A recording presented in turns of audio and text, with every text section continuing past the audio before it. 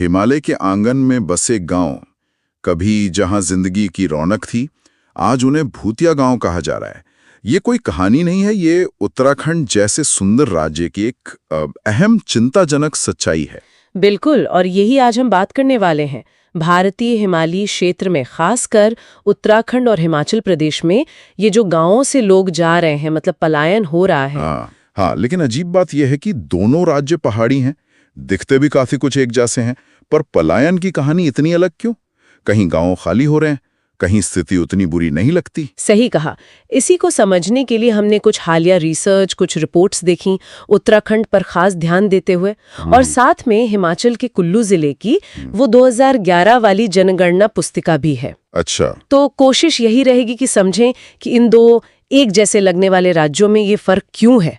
मतलब क्यों एक तरफ गांव वीरान हो रहे हैं और दूसरी तरफ शायद कुछ बेहतर है। हाँ बिल्कुल, शुरुआत उत्तराखंड से ही करते हैं।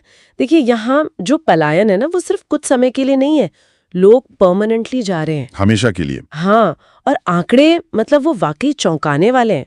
2011 की जनगणना को ही देखें तो करीब 1048 गांव पूरी तरह निर्जन मिले, खाली। 1000 से ज्यादा गांव? ये तो बहुत बड़ा आंकड़ा है। बहुत बड़ा।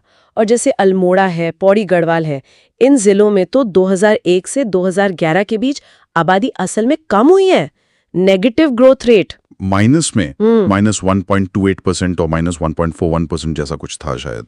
जी, मतलब लोग सिर्फ जा नहीं रहे, उनकी जगह कोई आ भी नहीं रहा है।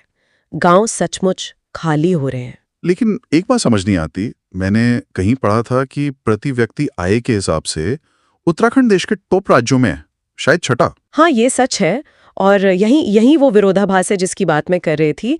कागजों पर राज्य अमीर दिखता है, लेकिन ये समृद्धि शायद मतलब ज्यादातर मैदानी जिलों तक ही सीमित है।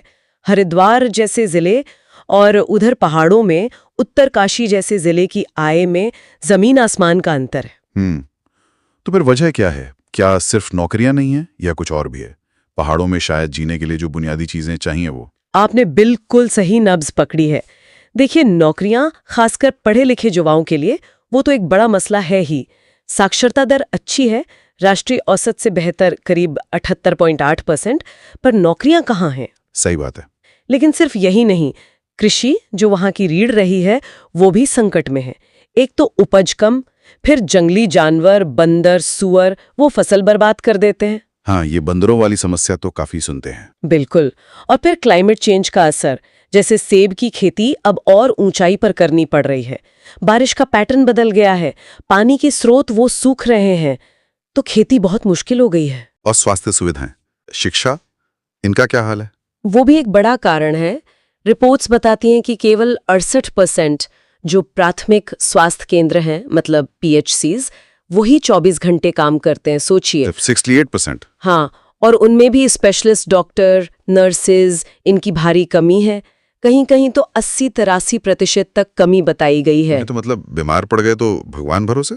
एक तरह से शिशु मृत्यु दर को ही देख लें, IMR, उसमें भी राज्य काफी पीछे है, 18वें स्थान पर।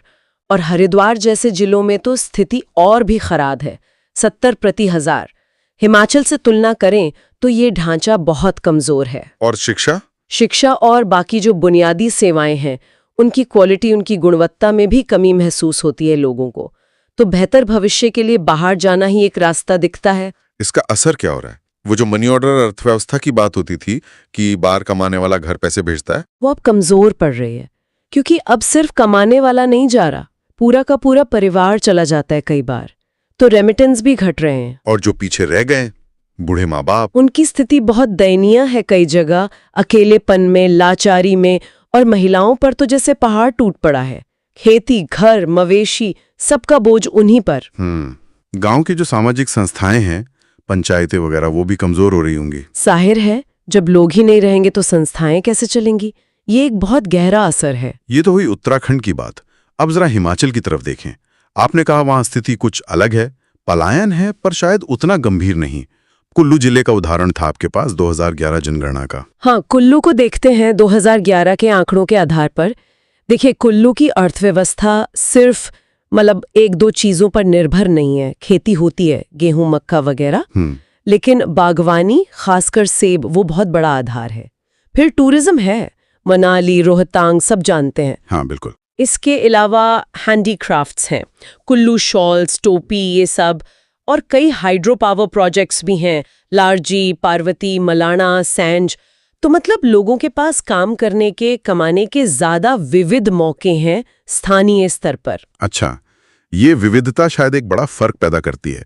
और बुनियादी सुविधाएं जैसे बिजली, पानी, सड़कें, स्कूल, उत्तराखंड में तो आपने कहा क्वालिटी का इशू है। कुल्लू में कैसा था 2011 में? काफी बेहतर।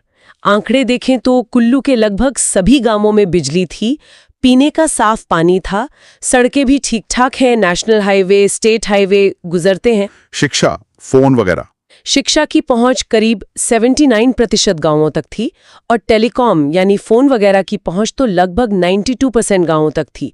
ये उत्तराखंड की स्थिति से काफी अलग तस्वीर है। और एक चीज और हो सकती है, शायद वहां का जो कल्चर है, सांस्कृतिक जुड़ाव, हिमाचल को देवभूमि भी कहते हैं, मेले, त्योहार, शायद ये भी लोगों को रोके रखता हो। ये बिल्कुल संभव है, एक मजबूत सांस्कृतिक पहचान, और हो सकता है कि सामुदायिक रिश्ते भी ज्यादा गहरे हों। ये चीजें भी लोगों को अपनी जड़ों से जोड़े रखने में मदद करती हैं। तो आखिर में अगर समेटें तो ये इतना बड़ा फर्क क्यों है? एक ही हिमालय, पड़ोसी राज्य, पर पलायन की कहानी इतनी जुदा? देखिए, मोटे तौर पर 3-4 बातें लगती हैं। एक तो शासन और नीतियां। हो सकता है हिमाचल की सरकार की नीतियां पहाड़ी अर्थव्यवस्था और लोगों की आजीविका को सपोर्ट करने में ज्यादा कारगर रही हों। जैसे स्वास्थ्य ढांचा बेहतर होना इसका एक संकेत है। और उत्तराखंड की नीतियां? उत्तराखंड में नीतियां बनी जैसे औद्योगिक नीतियां, पर उनका फायदा शायद पहाड़ों तक उतना नहीं पहुंच पाया जितना मैदानी इलाकों को मिला। इरादे भले ही नेक हों, पर असर में फर्क रहा। दूसरा कारण? दूसरा आर्थिक ढांचा। जैसा हमने देखा, हिमाचल में कम से कम कुल्लू के उदाहरण में स्थानीय स्तर पर ज्यादा तरह के काम हैं। उत्तराखंड में विकास थोड़ा मैदानी इलाकों में सिमटा हुआ लगा।